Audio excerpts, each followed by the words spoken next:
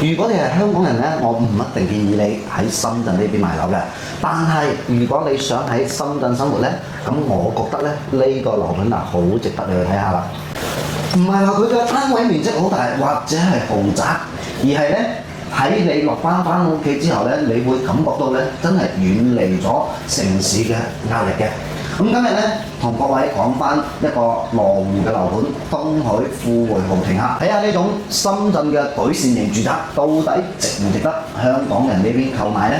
樓盤係位於仙湖山莊腳下嘅，所以可以睇到仙湖嘅山景同埋別墅景觀。小區外圍環境非常優美，但係小區內部嘅環境一樣都係咁靚嘅。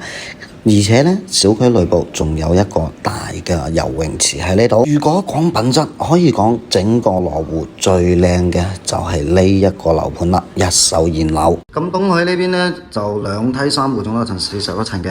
咁佢呢邊嘅裝修工藝做得幾好嘅，而且呢，可以睇翻我哋整個走廊呢邊，其實真係好舒服，嗰啲工藝做得比較靚。咁需要解釋一下嘅就係呢邊有一條長嘅走廊，其實呢邊呢，真係2梯3戶嘅，呢邊2個電梯，呢邊2個電梯，呢邊2個電梯，咁加起身各3戶呢，一共係9戶嘅6個電梯。呢邊呢，就係我哋依家比較熱銷嘅92方嘅3房2廳，但係呢邊嘅係無坯交樓，得翻1個衞生間呢，呢個係設計上嘅問題。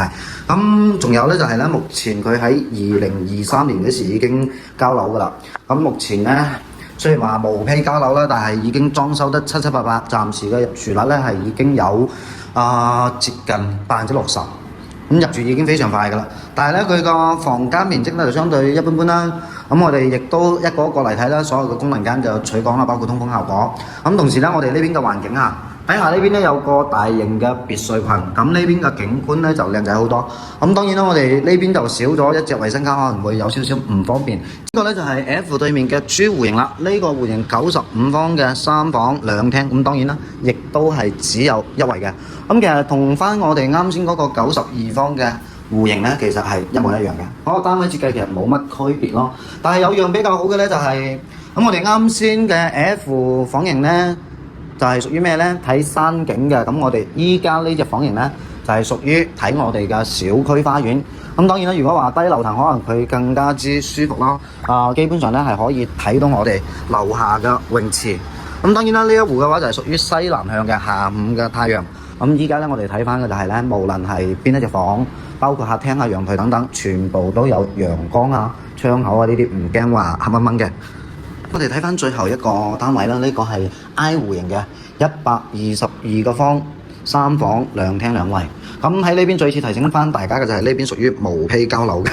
咁當然啦，無坯交樓就係有無限嘅可能性，你拆翻出嚟做4房就得，甚至嚟講，好似我哋前面睇嘅93定係我哋嘅95都可以改翻成3房2衞嘅，就睇你有冇咁嘅需要啫嘛。咁呢個單位呢，佢住起身會更加之舒服，因為大家可以睇翻呢個客廳，喂，係咪好正？兩面嘅採光，咁再加翻上我哋依家呢邊呢，佢有翻2衞嘅話，咁住起身會更加之舒服啦。咁當然啦，其實房呢都唔算話好大咯，基本上都係呢啲細房嘅為主。咁再翻入嚟呢，就係我哋西南向嘅呢，佢嘅下午嘅太陽，再加上我哋依家呢個方向呢，可以睇翻蓮塘地鐵站嘅位置。咁其實呢邊呢就好舒服噶啦已經。咁喺香港住得耐呢，你哋有冇發現過一個問題啊？